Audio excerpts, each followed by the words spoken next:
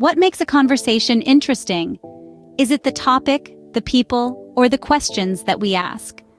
You see, it's all of these things, but there's a secret ingredient that often goes unnoticed: the use of interrogative pronouns.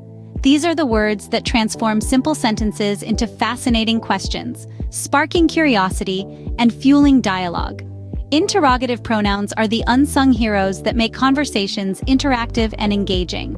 They're the unseen conductors, orchestrating the ebb and flow of conversation, drawing out information, and giving everyone a chance to express their thoughts and ideas. And the beauty of it is, there are only 5 main interrogative pronouns we use in English: who, whom, whose, what, and which.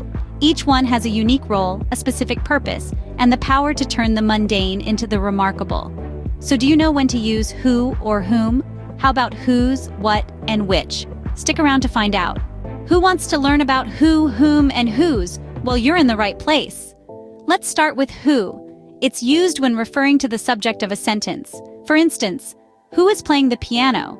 Here, who is asking about the person doing the action, playing the piano. Next, we have whom, a word that often stumps even the best of us. Whom refers to the object of a sentence or a preposition. For example, whom did you invite to the party? Here, whom is the person receiving the action, the invite. Lastly, whose is used to indicate possession. For example, whose book is this? Here, whose is asking about the owner of the book. So remember, who for the subject, whom for the object, and whose for possession.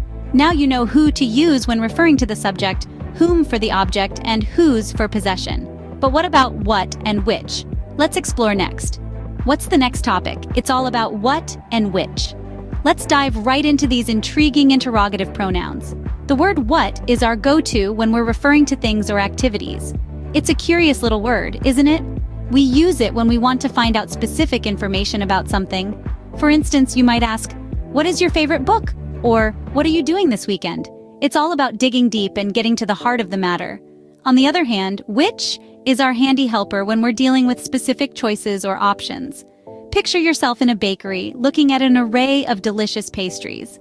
You might ask, which pastry should I choose? Which helps us navigate through our options and make a choice.